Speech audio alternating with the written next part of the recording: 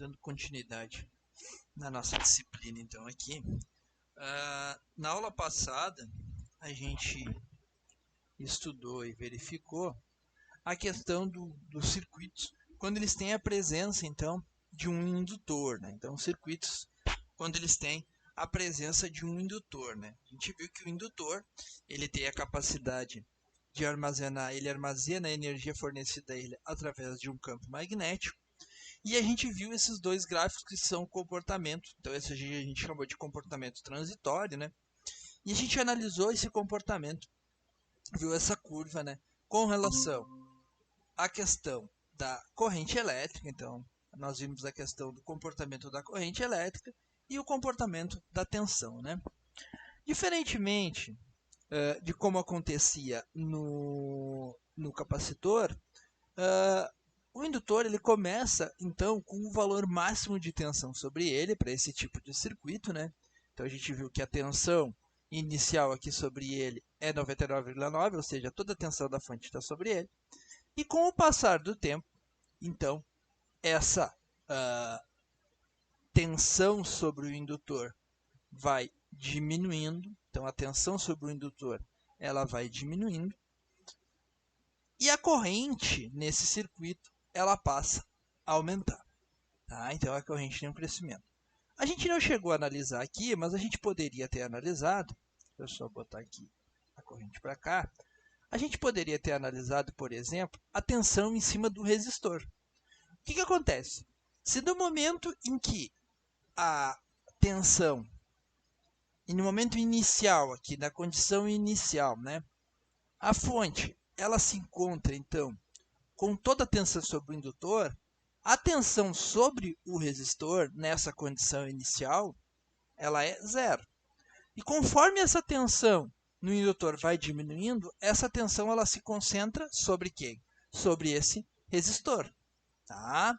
Então, o gráfico de tensão sobre o resistor, se a gente colocasse aqui para medir a tensão apenas sobre o resistor, aqui, então pegando apenas sobre a questão do resistor, então deixa eu tirar os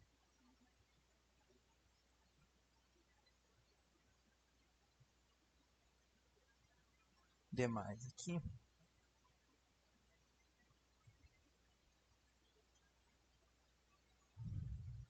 Estou usando o mesmo circuito da aula. Aqui. Aqui. O que acontece, né? O que está em amarelo aqui é a escala de tensão sobre o resistor. Ela fica exatamente o mesmo comportamento. Então, se a gente for ver aqui, ó, por trás encontra a corrente, né? Aqui posso até escolher uma cor diferente, vou botar uma cor, essa cor aqui. Então,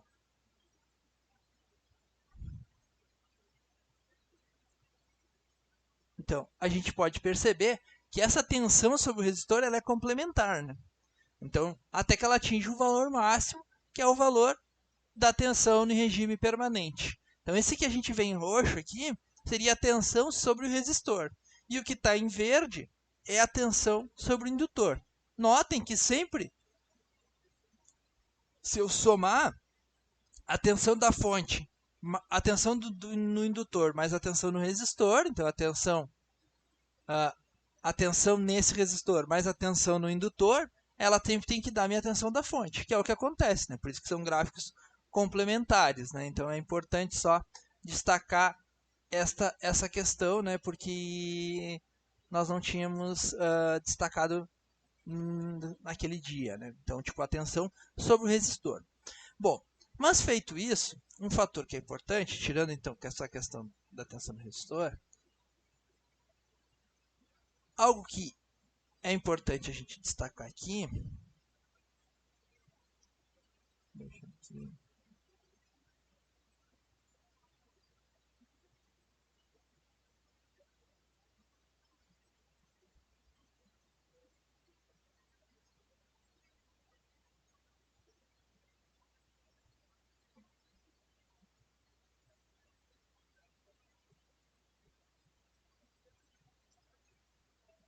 É o comportamento que a gente vê no final. Bom, então o que acontece aqui, né? A gente percebe que essa corrente, então, ela subiu e ela atingiu um valor, nesse caso aqui, 1 ampere. Tá? Reparem, então, que no regime permanente, que é depois que ela sai desse estado e fica aqui, ela ia se permanecer sempre. E o que está limitando essa corrente? Apenas o valor do resistor, ó, porque eu tenho 100 volts para 100 ohm, 100 divididos para 100 vai dar 1. Okay? O que eu posso dizer, então? Eu posso dizer que o meu indutor, no regime permanente, ou seja, depois em que ele se carrega, ele se comporta como um curto-circuito. E na condição inicial, como eu não tenho corrente, eu digo que ele é um circuito aberto. E isso eu consigo ver, por exemplo, se eu colocasse aqui 50. Tá? Se eu colocasse 50 ohms aqui, e eu colocasse para simular,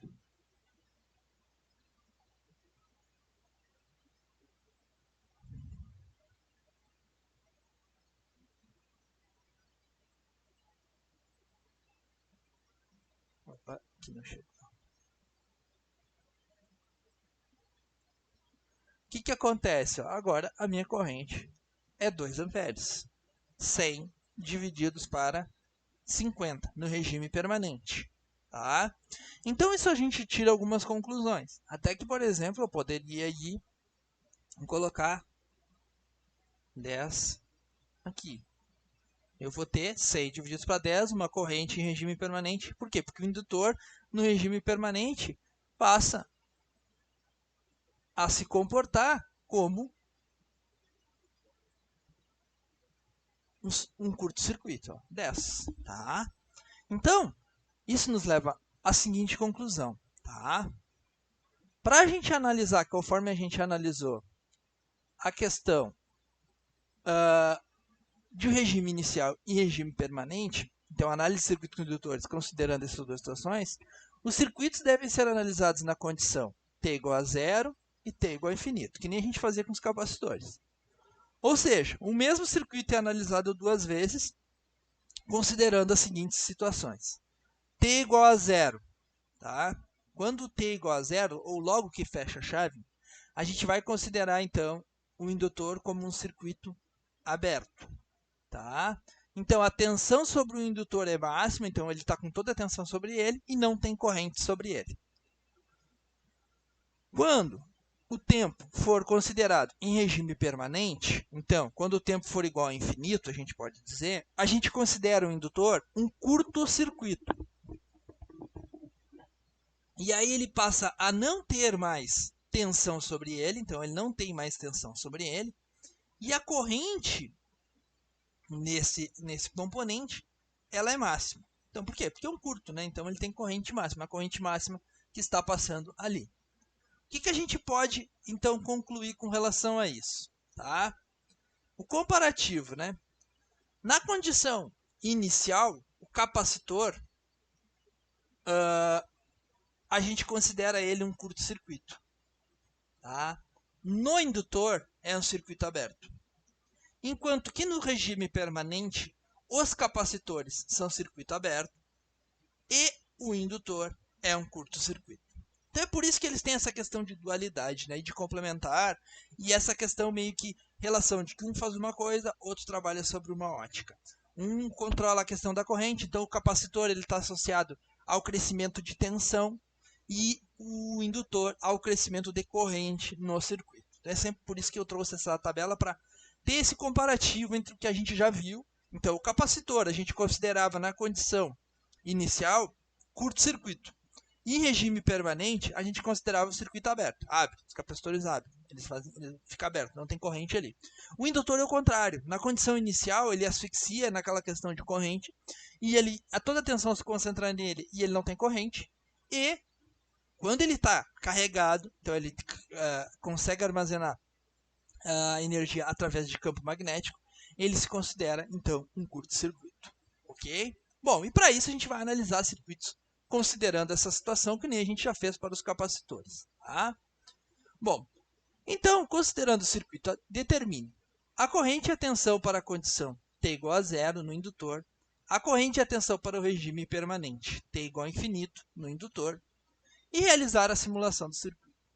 Ok? Bom, vamos lá. Na A, então.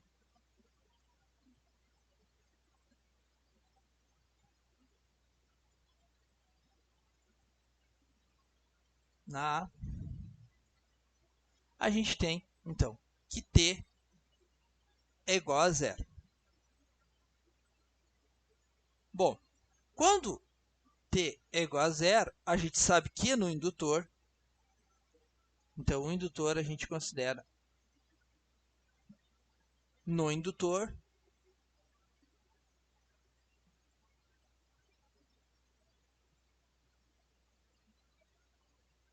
circuito aberto. Ok? Então, nesse caso, o que eu vou fazer? Eu sei que o indutor ele se comporta como um circuito aberto. Então, é como se nesses terminais aqui, então já vou fazer aqui,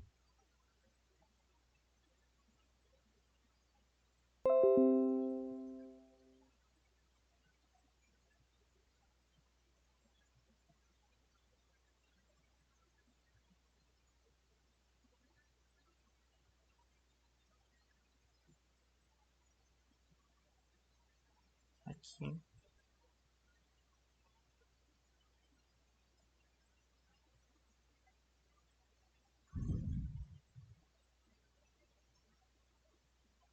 É um circuito aberto. Sempre comparando assim, fazendo com relação ao capacitor, no capacitor a gente curto-circuitava na condição de T igual a zero. No indutor é circuito aberto. Ok. O que acontece, né? Aqui eu sei que eu tenho uma fonte, então aqui vai ter uma corrente, vai ter uma queda de tensão. Aqui tem uma outra queda de tensão, né? Aqui tem uma queda de tensão. Então aqui eu tenho meu VR1, VR2, VR3. Tá? Esse meu circuito, o que eu posso analisar com relação à tensão no indutor, né? Isso aqui é uma malha, né? Isso aqui é uma malha. Então eu sei que isso aqui é uma malha. Então que aqui, isso aqui é uma malha. Isso aqui é uma malha. E aqui está o meu VL1. Ok? Bom, eu sei que nessa condição aqui, nessa minha condição, eu posso dizer o seguinte, que a minha tensão no indutor, eu tenho uma tensão no indutor, mas que a minha corrente no indutor, eu sei que é zero. O circuito está aberto. Tá? Bom, o meu VL, eu vou ter que determinar. Tá? Bom, então isso já é uma característica que eu vou ter que estar determinando o VL, que eu já coloquei aqui, VL. Como isso aqui é uma malha, eu sei o seguinte, né? Eu percorro uma malha e eu sempre quando eu percorro uma malha, que é um caminho fechado, eu saio desse ponto e consigo retornar a esse ponto, eu digo que isso aqui é uma malha. E aí o que acontece, né? Eu digo que a soma das quedas de tensão dentro de uma malha é igual a zero. Então eu posso dizer que VL mais VL, porque eu estou entrando pelo positivo, menos VR3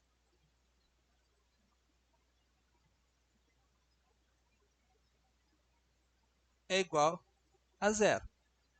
Sendo assim, VL é igual a VR3. É meio que óbvio, né? Porque o indutor está em paralelo com o R3, então a tensão que está no R3 vai ser a tensão do próprio indutor. Ok? Então eu já sei que o meu VL vai ser isso. Bom, mas como que eu determino, então, essa questão da tensão no resistor R3? Eu tenho que analisar o circuito, né? Dessa forma aqui. Eu posso até redesenhar o circuito. Ou nem preciso, né? Porque eu sei que eu tenho esses três resistores eles estão em série, mas aqui só para... Opa. botar aqui.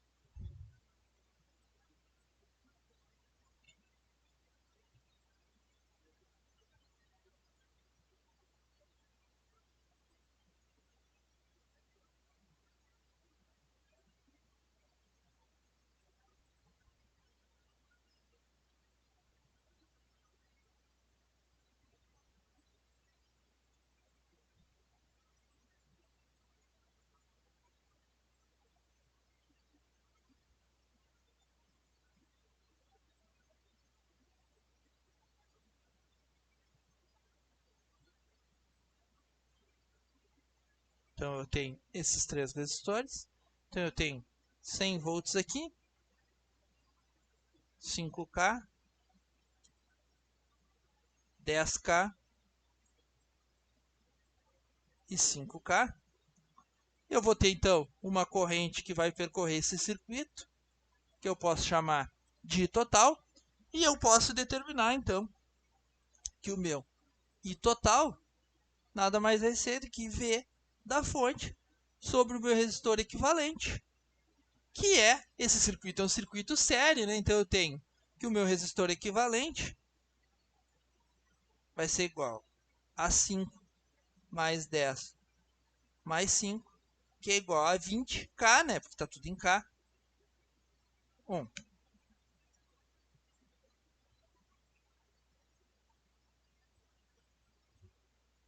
Então eu vou ter 100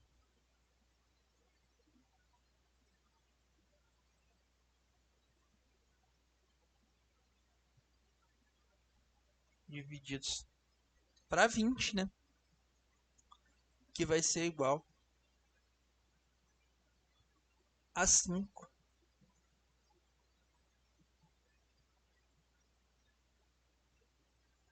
5 miliamperes. Ok? Bom, então o que acontece, né? Para essa situação que eu tenho aqui, para essa minha situação que eu tenho aqui, então, a minha corrente que está circulando nesse circuito, então, ela funciona na condição inicial. Então, a minha corrente que vai estar circulando por esse circuito, ela vai ser, diferentemente da corrente no indutor, porque eu sei que a corrente no indutor é 0, a corrente no circuito devido a esses resistores, então, é 5 miliamperes. Ok? Bom, para que eu possa determinar VR3 é igual ao I total, então que é essa corrente aqui, né? Essa corrente que passa aqui é o I total, vezes o R3. Então vai ser 5 vezes 10 na menos 3, vezes 10, vezes 5. Então, vezes 5 quilo, que é 10 na 3. Então, o meu VR3, corto aqui, vai ser igual a 25 volts. Ok? Então, essa daqui é a minha tensão. Sendo assim, eu já sei que a minha tensão é igual a VR3, que eu acabei de determinar, que é igual a 25 volts. Então,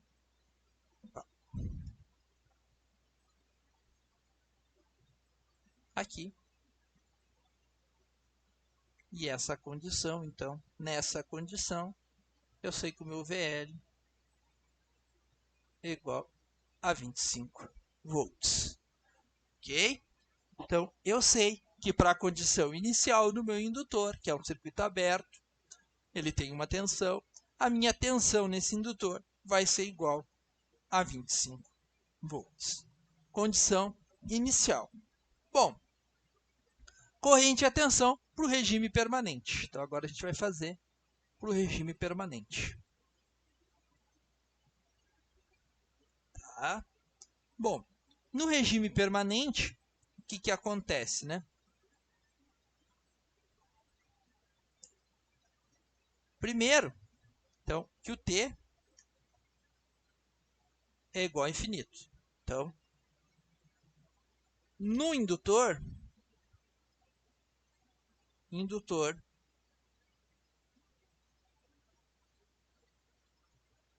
funciona como um curto. Ok? Se ele funciona como um curto, a gente já sabe então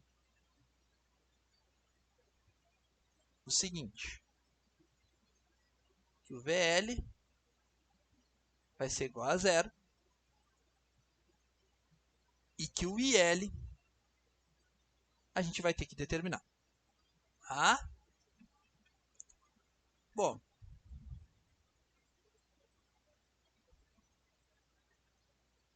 analisando aqui, acontece então que ao invés de ter esse indutor, aqui fica como se fosse. Fica como se fosse não, fica de fato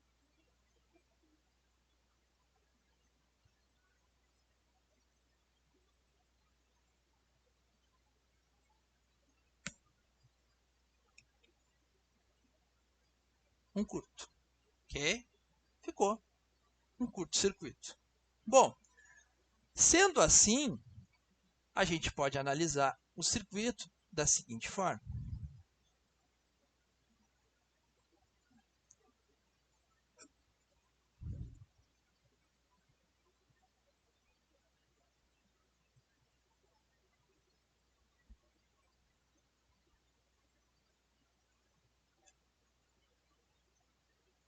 É isso aqui, ou seja, é o próprio circuito.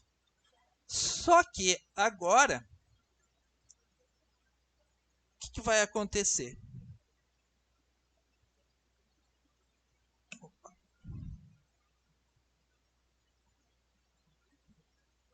Eu tenho um curto aqui agora. Então, o meu circuito, ele não é apenas um circuito aberto aqui.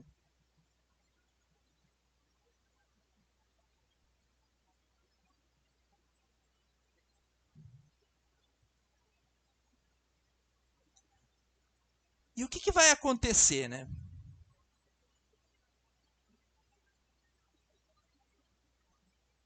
Se eu tenho um curto, a minha corrente que passa aqui, a corrente que vai passar nesse resistor, é zero. Por quê? Porque toda a minha corrente ela vai passar por onde? No meu indutor. Porque eu tenho um curto. Tá? Então eu não tenho corrente aqui. A corrente sempre que é a menor resistência. Até porque se eu faço o paralelo de um resistor com um curto, fica o curto. Porque o curto é a menor resistência existente num circuito, né? Então o que acontece basicamente? Acontece que eu posso até redesenhar esse circuito da seguinte forma.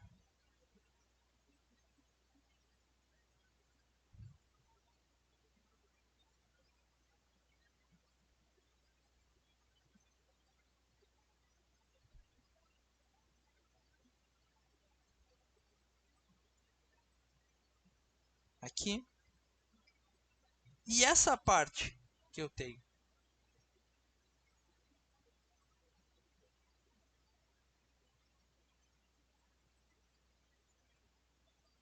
aqui, ela deixa de existir. Então ela... Deixa eu deixar com uma corzinha.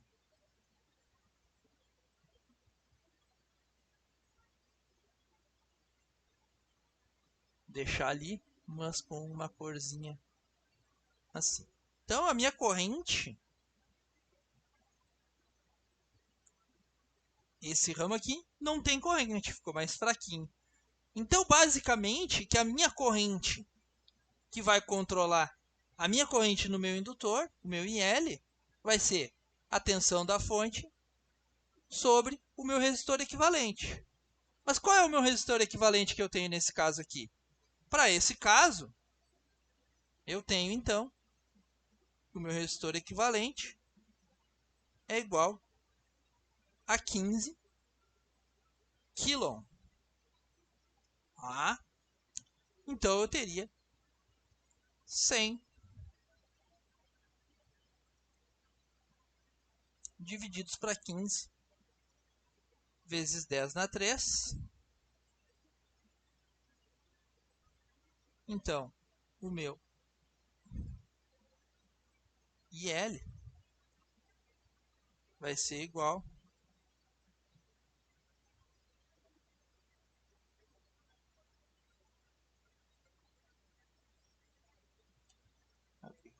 aqui 6,67, né? Mas só para confirmar.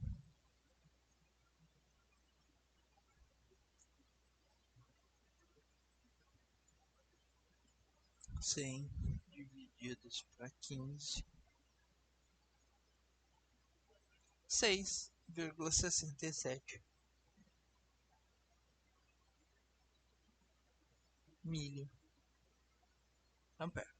Ou seja, a minha corrente para o regime permanente no indutor para esse circuito, como ele é um curto, é 6,67. Então eu poderia ir aqui e colocar então 6,67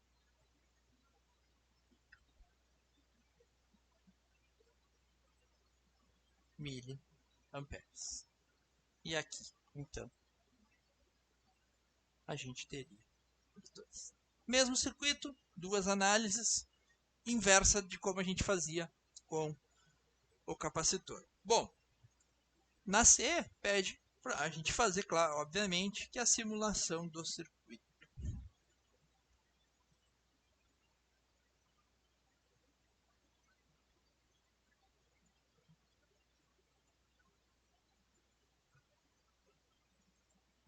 Deixa eu sem de volta.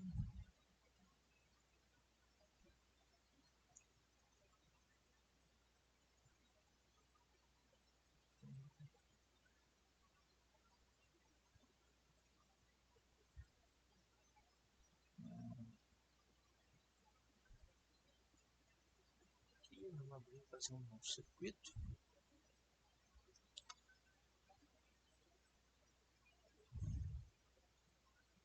Ok. A gente vai estar colocando então o nosso indutor.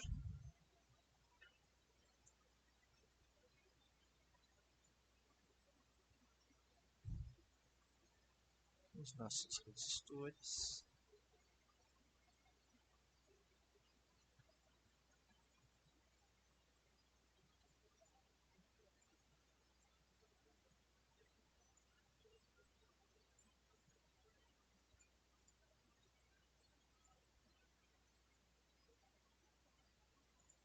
Aqui.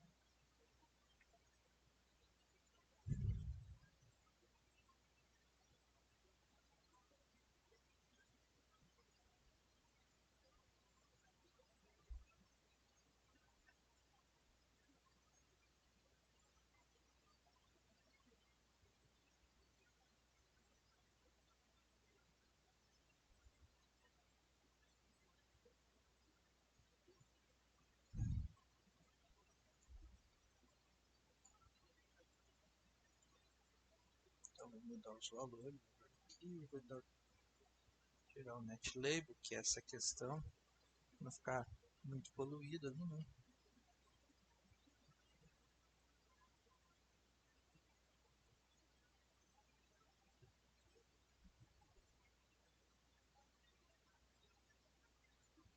Okay. Colocar os valores corretamente. 5, 10, 5 do mínimo.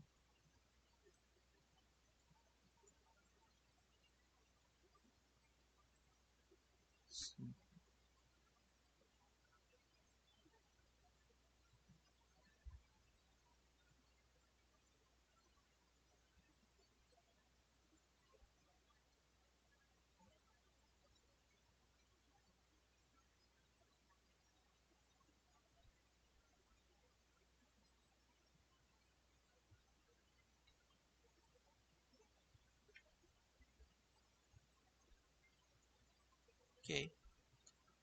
Bom, na condição inicial, então, a gente sabe que o indutor ele é um circuito aberto, tá?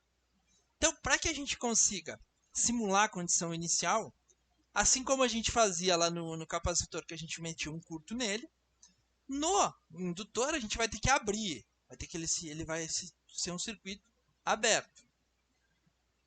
Uma das formas que a gente tem é, primeiro a gente coloca o voltímetro sobre o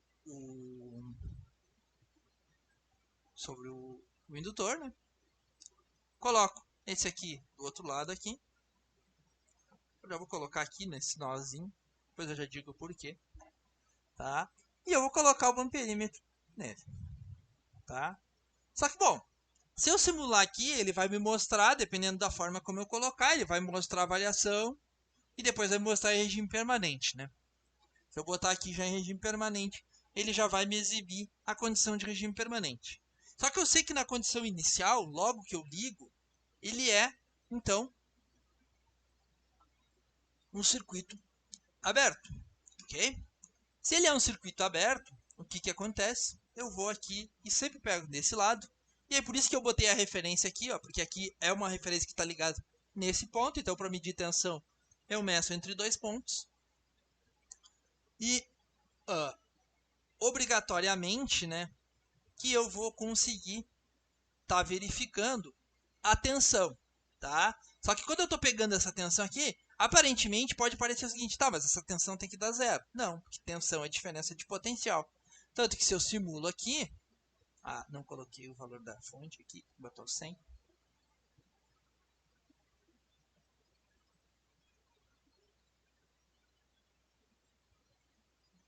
Ó, 25 volts.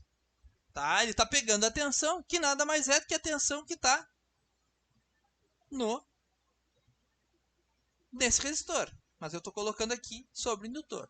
A corrente aqui aparece um valor 25 picoampere.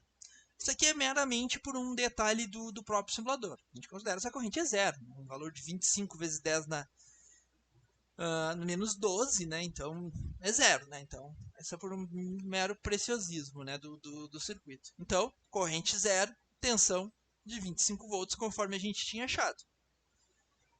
Se a gente analisasse na forma interativa e colocasse aqui para ver essa questão,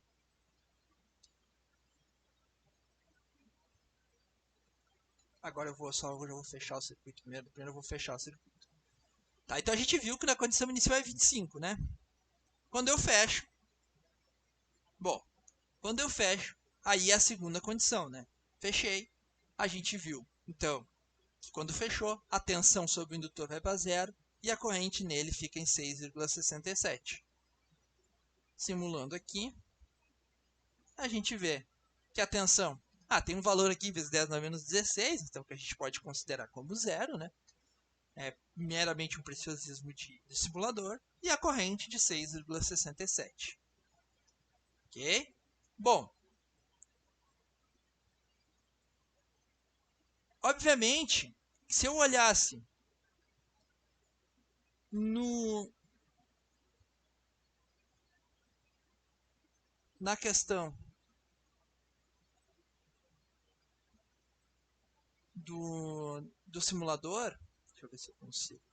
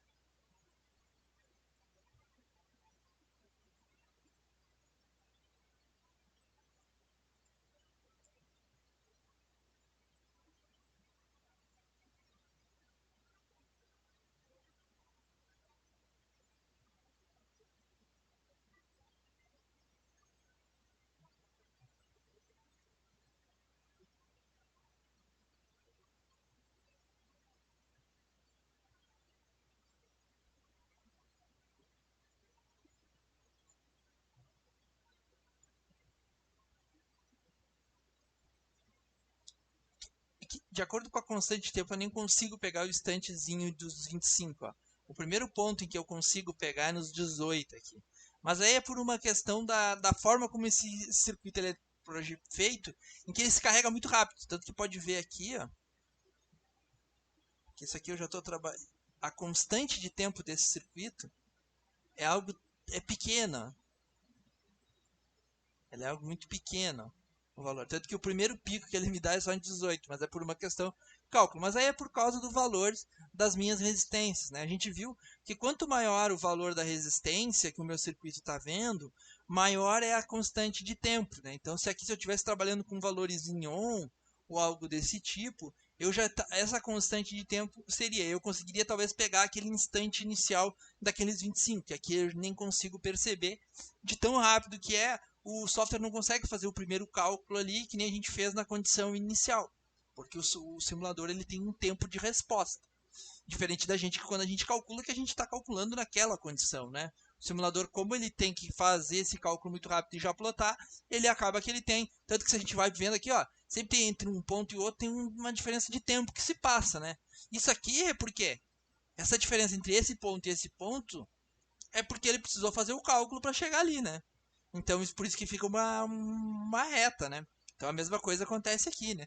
Tem que se passar um tempo para que se faça um cálculo. Eu não consigo ter, quando eu tenho um gráfico desse, é uma sequência de pontos que a gente fica unindo, ok? Bom, mas o que é importante destacar, então, é que na condição de regime permanente, o meu indutor virou um curto. E é o inverso do que acontecia lá com o nosso caso do capacitor, ok? Bom, vamos em frente. Agora eu tenho um circuito aqui, só que esse circuito é um pouquinho maior, né? Então eu tenho um circuito onde que eu tenho os resistores, indutores,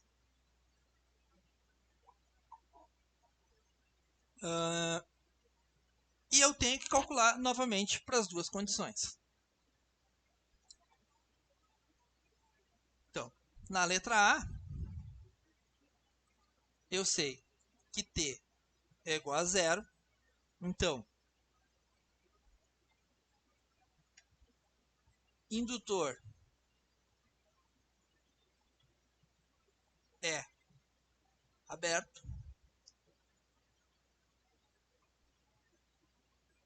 tá? Só que para esse caso aqui, eu tenho duas condições. Eu tenho dois indutores. Então eu vou ter o meu VL1, o meu VL2 e o meu IL1, que é igual ao meu IL2, que eu sei que nessa condição é zero. Tá? Então, basicamente, que eu vou ter o meu circuito aqui, eu tendo esse circuito,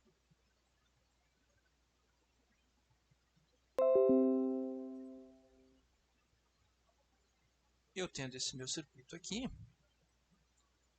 acontece que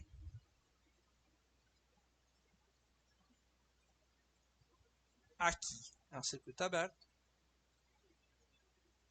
e aqui é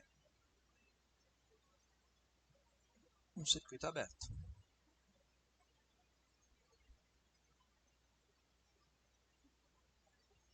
Bom, então, aqui é o meu VL1, tá? Então aqui eu tenho o meu VL1 e aqui eu tenho o meu VL2, tá? Bom, como é que eu sei determinar o VL1? Posso pensar sempre isso aqui como são malhas, né? Então eu tenho essa malha, eu percorro aqui, eu sei que VL1 mais VL1, aqui a gente pensa sempre que a corrente ela sai por aqui, né? Então eu sei que aqui é positivo, negativo, positivo, positivo e negativo. positivo e negativo, polarização dos resistores, né? Sempre. Bom, então como eu estou percorrendo nesse sentido, né? Eu estou entrando pelo negativo, então fica VL1 menos VR4 é igual a zero. Então eu sei que VL1 vai ser igual a VR4. Tá? Para essa outra malha aqui, eu tenho que fechar e analisar toda essa malha, né? Faltou um negativo. Então eu posso dizer, vou percorrer essa malha também nesse sentido, entrando pelo negativo da fonte. Então eu vou colocar menos 100 mais VR1 mais VR3, porque é o sentido que eu estou percorrendo, né?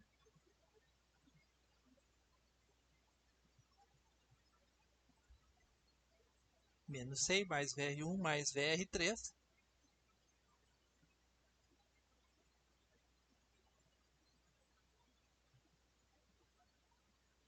Mais VL2 é igual a zero. Então eu tenho que VL2 nada mais vai ser do que 100 menos o VR1 menos o VR3. Só que nessa condição aqui, é importante destacar que a corrente que passa aqui é o IL1. E a gente sabe que ela é zero. A corrente que passa aqui no L2 é o IL2, né? Só que a gente sabe que IL2 é zero, né? Porque nessa condição não tem corrente no indutor. Se não passa corrente nesse ramo aqui do indutor, não tem corrente passando nesse resistor. Esse resistor não vai ter corrente passando nele. Logo, esse VR3 aqui, ele é zero. Tá? Então até depois eu posso já escrever nessa condição o quê? Que VL2 vai ser igual a 100 menos o VR1. Ok? Bom, feito isso, a gente marcou vários pontos aqui. É bom redesenhar esse circuito com aquilo que onde tem corrente, para que a gente possa estar encontrando essas quedas de tensão nesses componentes. A gente já sabe que VR3 é zero, então aqui a gente nem vai precisar. E aí eu posso redesenhar esse circuito da seguinte forma.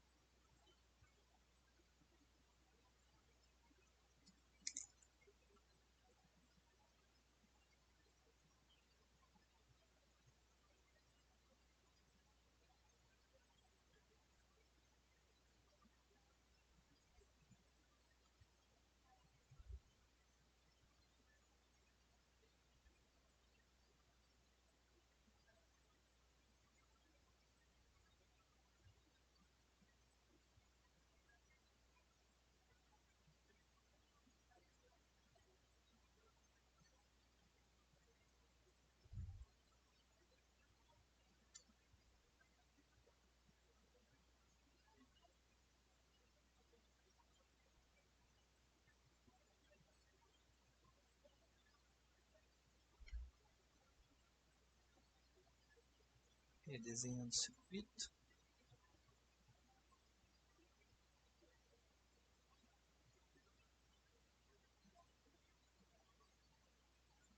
Ok. Bom, aqui eu tenho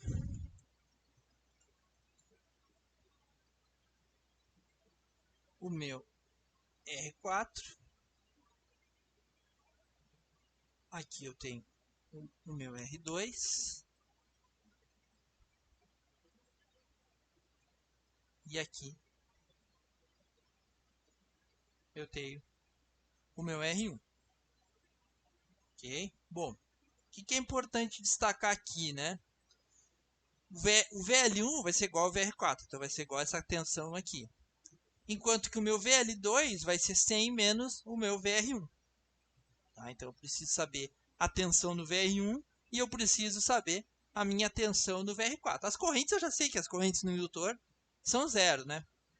Então, a gente já sabe essa condição com relação às nossas correntes.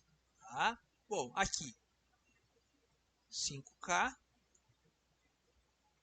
10K, e aqui vai ser igual a 5K. Tá? Bom, a fonte, 100 volts. Eu consigo, então, determinar qual é o valor dessa resistência equivalente. Eu consigo calcular, então, a corrente, eu consigo equacionar a corrente, porque eu poderia até equacionar essa malha, conforme eu já vinha equacionando, que nem eu fiz aqui, né? Porque isso aqui é uma malha, né? Mas eu posso fazer, então, que a minha corrente total aqui vai ser igual ao V da fonte sobre o resistor equivalente. Vai ser igual a 100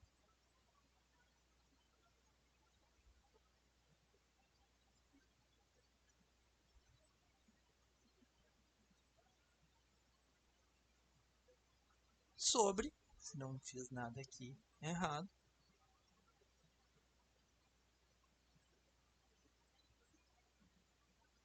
sobre 20K.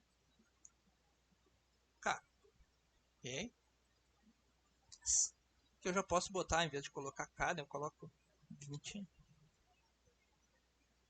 vezes 10 na 3. 100 divididos para 20 vai dar igual a 5 miliampere. Ok? Então eu sei que essa corrente ela percorre este caminho. Tá? E eu consigo então estar determinando a minha tensão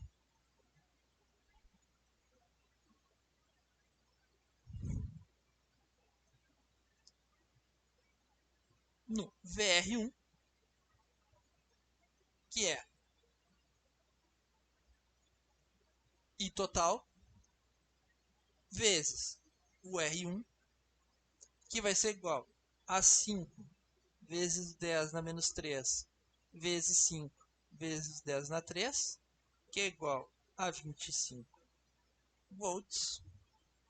O meu, para calcular para todos já, né? O meu VR2, que é igual ao meu I total vezes o R2, que é 5 vezes 10 na menos 3 vezes 10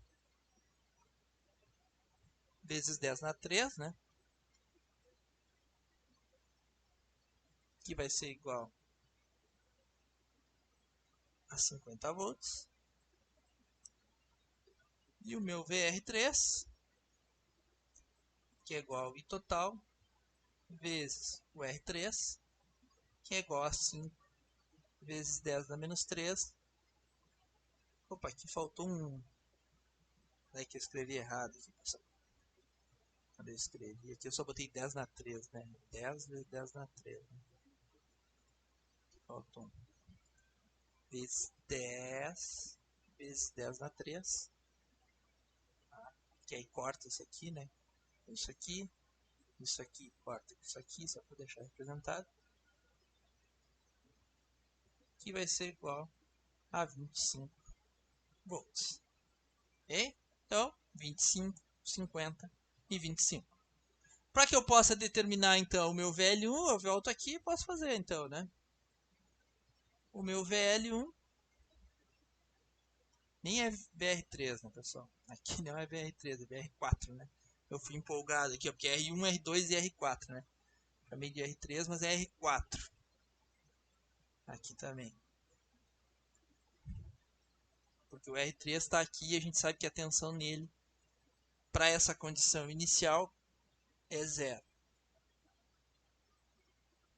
R4, VR4. Tá? Bom, então, o meu VL1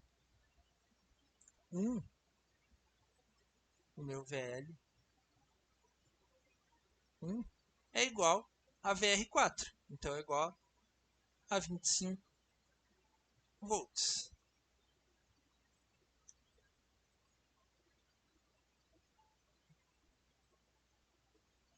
E o meu VL2 vai ser igual a 100 menos o meu VR1, que é 25, que é igual a 75 volts. Ok? Então aqui está a nossa tensão. A nossa tensão do primeiro indutor, na verdade, a gente for analisar, ela segue sendo a mesma, né? Porque o comportamento aqui do circuito para ele não mudou, né? E o que muda basicamente é a tensão nesse outro indutor que foi adicionado.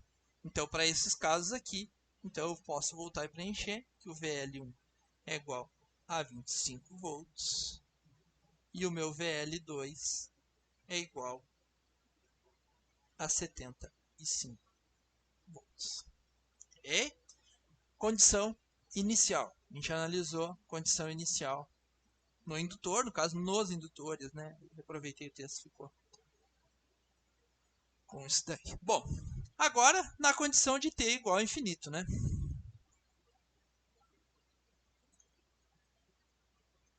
Quando t na letra B, quando t for igual a infinito, então o que que acontece, né? O indutor é um curto.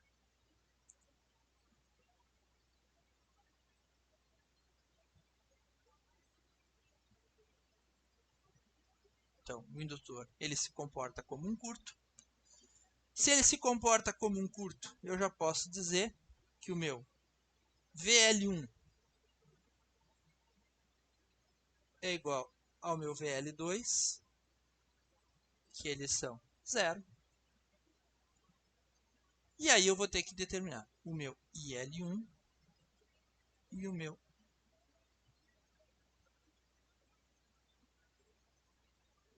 IL1 e o meu I.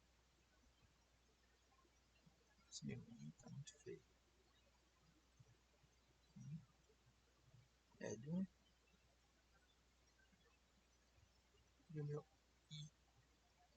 IL2.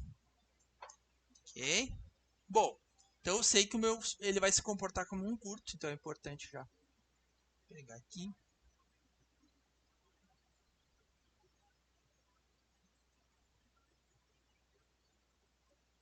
Vou aumentar a página.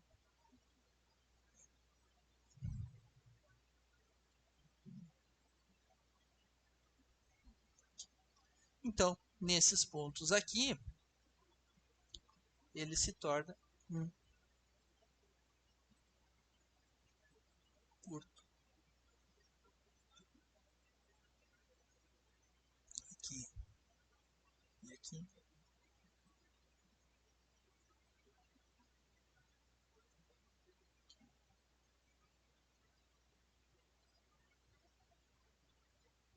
Aqui, tá? Então, eu vou ter essa corrente aqui, que é o meu IL1, e eu vou ter essa corrente, que é o IL2. Ok? Bom, o que que acontece, né? Eu quero determinar essas correntes. Aqui, se a gente for ver, a gente segue tendo um curto-circuito, né? Então, eu consigo tendo esse curto-circuito. Aqui, entretanto, eu tenho esse resistor. Então, eu não tenho um curto sequência de curto, que nem eu fiz naquele outro exemplo quando eu trabalhei nos capacitores. Então, aqui nesse caso, para esse caso, eu posso redesenhar o circuito. Vou reaproveitar aqui.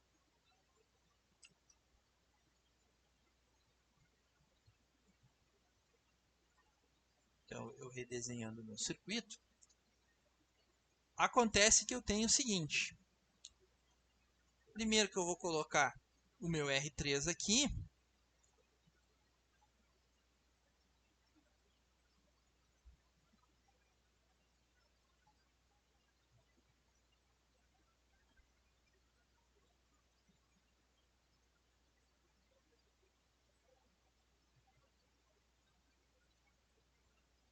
que ele está em série com o meu indutor.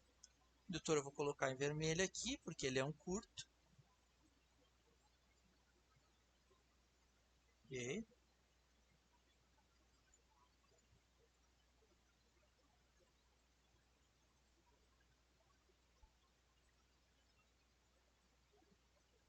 Tá. Então, vou tirar esse total aqui para não ficar. Então, aqui está o meu R3.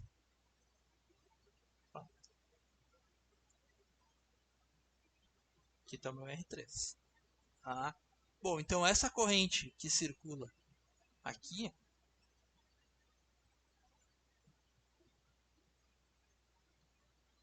é o meu IL2. E aqui falta só representar o meu outro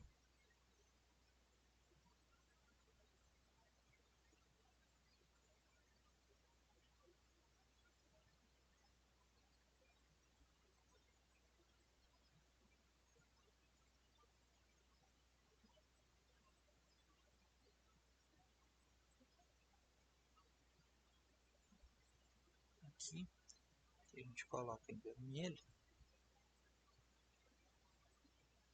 Aqui.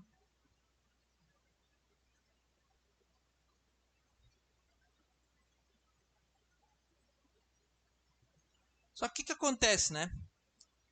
Aqui a gente tem aquele mesmo caso que a gente tinha anteriormente, né? A gente tem um curto, né?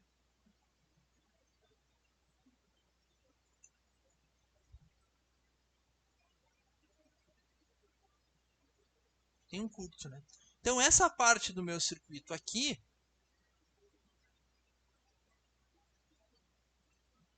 se eu quiser eu posso colocar. Ou seja, ele é como se ele não existisse, não tem corrente passando aqui, né? Vou deixar só representado, como se eu estivesse fazendo o circuito, mas sem essa parte aqui. Ok? Então, que nem a gente acabou fazendo no exemplo anterior, né? Quando a gente calculou aqui, ó, a gente deixou aqui, né? Dessa forma. No mesmo aqui. Então aqui, basicamente, o que está acontecendo, né? Aqui onde está o meu, essa corrente é a corrente IL1. Tá? A corrente IL1, basicamente, é a corrente que está passando nesse resistor de 10K. Enquanto que o meu R3 também é um resistor de 10K, né?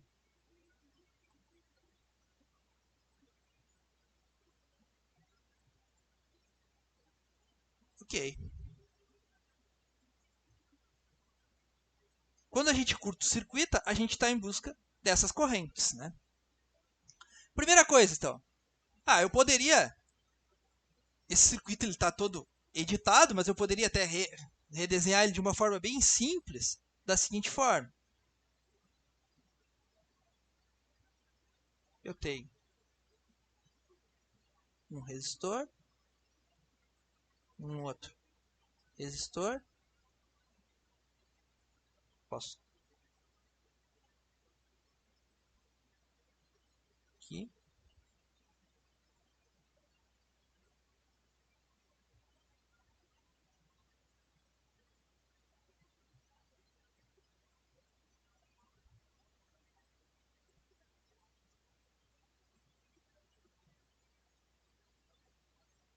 Aqui. Então, aqui eu tenho 100. Aqui eu tenho 5K, 10K e 10K. Esse aqui é o mesmo circuito esse aqui, só que reescrito de uma forma bem simplificadinha já. Tamanhozinho ok, né? Eu quero encontrar essas correntes. Eu quero encontrar a corrente aqui e eu quero encontrar essa corrente aqui. Tá? Aqui sai a minha corrente total da fonte, né? Então, aqui é o meu I total. Vou botar as correntes de outra cor. Então, aqui é o meu I total. Aqui está o meu IL1 e aqui está o meu IL2. Ok? Bom, aí é resolver circuito, análise de circuito lá em primeira eletricidade que se viram, né? Eu tenho esses dois que estão em paralelo. Eu poderia até reescrever esse circuito da seguinte forma.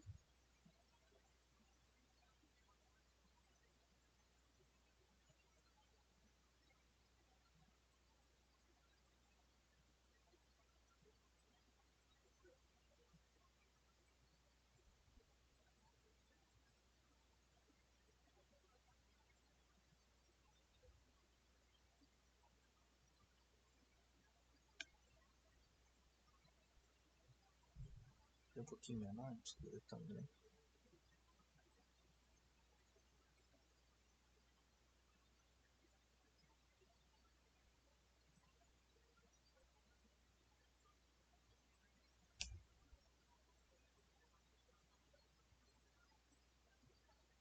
Ok? Mas da onde que eu cheguei? Isso aqui não é o paralelo desses dois?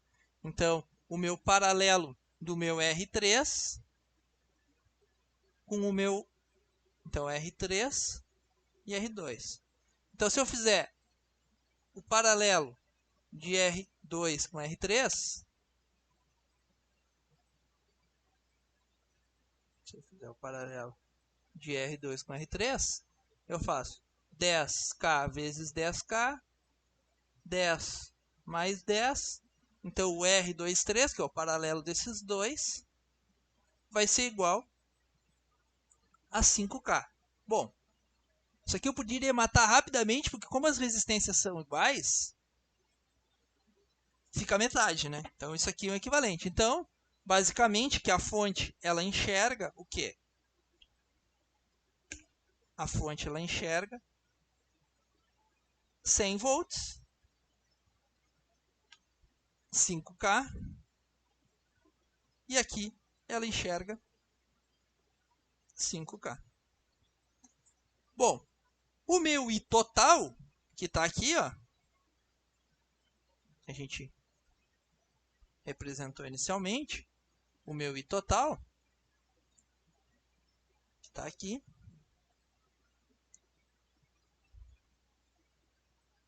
o meu I total, ele basicamente vai ser o quê? O meu V da fonte sobre o meu resistor equivalente, que vai ser igual a 100 divididos por 10 kg. 10 vezes 10 na 3. Isso vai ser igual a 10 miliampere. Então, eu sei que aqui tem 10 miliampere, ok? Então, se aqui tem 10 miliampere, obrigatoriamente, que como esses resistores são iguais, aqui eu tenho 50 volts, porque é só eu fazer 10 mili vezes 5K vai dar 50, e aqui eu tenho 50 volts também. Ok? Se eu tenho 50 volts sobre esse resistor aqui, eu tenho 50 volts sobre esse resistor e eu tenho 50 volts sobre esse resistor. Ok? E por que eu sei disso? Porque eles estão em paralelo. Então, entre este ponto e este ponto aqui, porque daqui eu sei que nesse resistor tem 50, então eu volto para o passo anterior, eu sei que aqui tem 50 em cima de cada um deles. Então eu consigo já determinar, porque eu sei que em cima desse cara aqui, vou botar uma outra cor,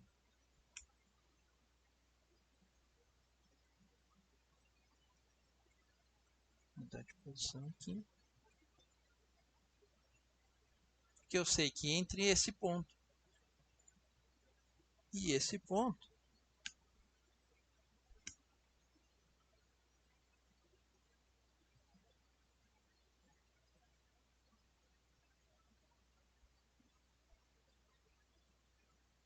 eu sei que se eu fosse medir entre esse ponto e esse ponto, se eu fosse colocar um voltímetro, eu tenho 50 volts.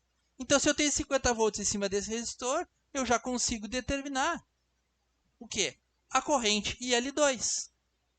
Então, a minha corrente IL2 vai ser o quê? Vai ser o meu 50 volts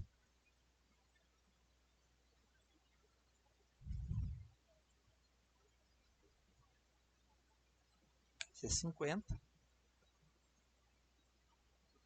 Poderia chamar aqui esse ponto AB, aqui, ó, AB, esse mesmo ponto que está aqui, ó, AB. Então, vai ser VAB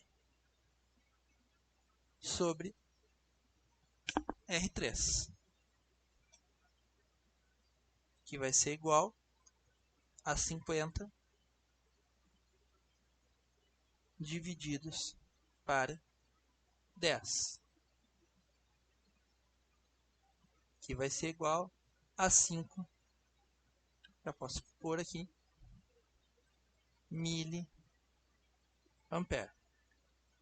E o meu IL1 vai ser igual a VAB sobre o meu R2, que é 50 sobre 10 vezes 10 dá 3, que é igual a 5 miliampere. Ok? Bom, obviamente que isso aqui a gente matava com uma análise bem rápida, porque a gente sabe que essa corrente é 10, né? Então a corrente total deu 10 mili. Como esses dois resistores são iguais, e isso aqui é muito importante a gente se dar conta, ó, como a corrente está chegando aqui, ó, essa corrente que está chegando é 10. Opa. Essa corrente que está chegando, ela é 10. Então essa corrente é 10. Se ela se divide para cá e para lá, e os resistores são exatamente iguais, pelo próprio divisor de corrente, a gente sabe que a corrente vai se dividir igual. Por isso, então, que eu encontrei 5 miliampere. Então, para esse caso aqui, a gente teria aqui, então, 5 miliamperes e aqui 5 miliamperes. Ok? Bom,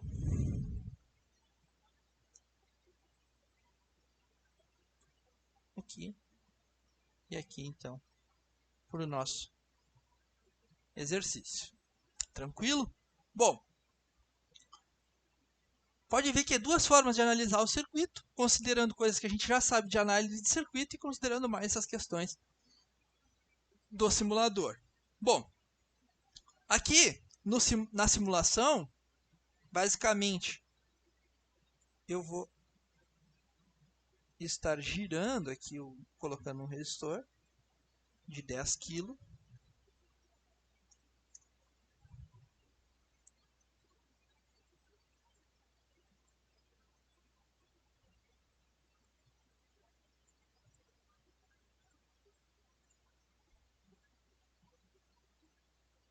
Aqui, tá?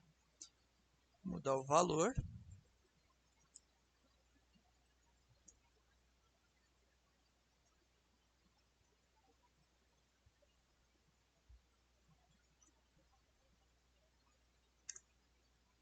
Aqui.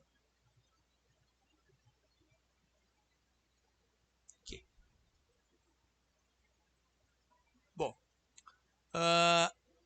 a primeira condição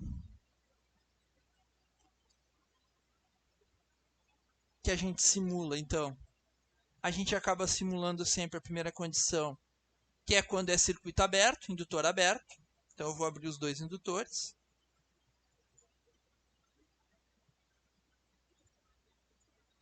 Então, primeiro que eu vou colocar um voltímetro para medir nesse indutor aqui, né, que eu não tenho no segundo indutor. Eu vou colocar um voltímetro para medir aqui. Vou colocar nesse ponto aqui a referência.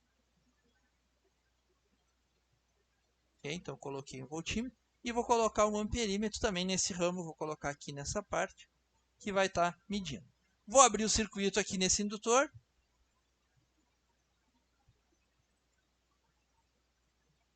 Opa.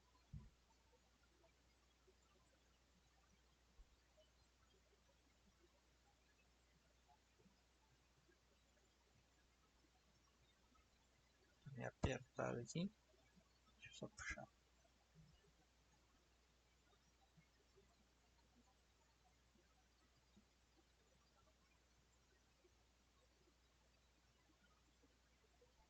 Bom, abri o meu circuito. E aqui vou estar abrindo neste primeiro caso aqui.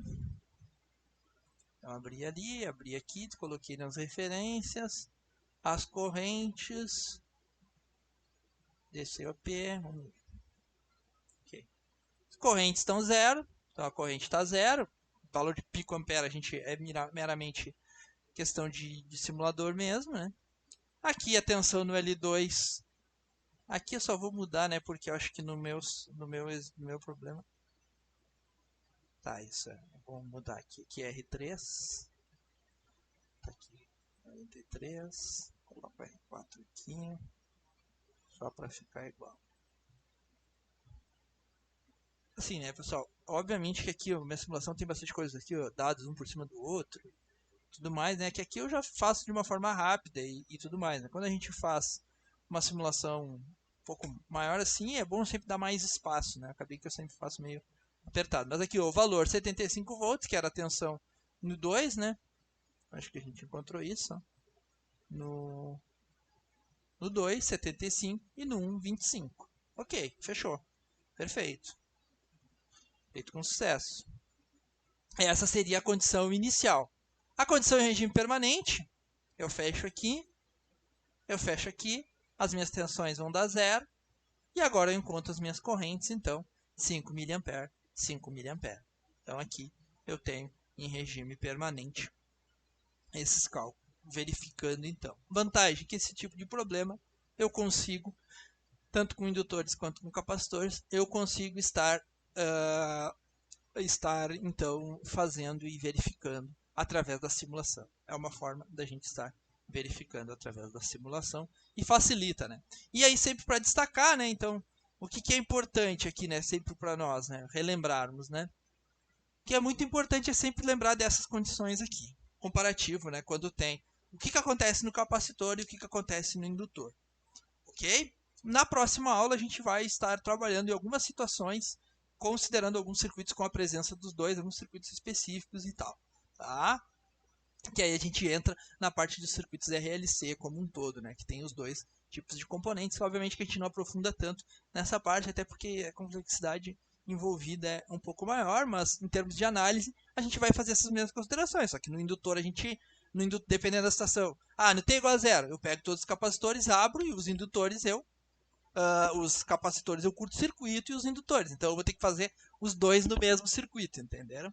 Então é uma forma da gente estar fazendo. Mas isso na próxima aula a gente dá continuidade nessa questão. Ok?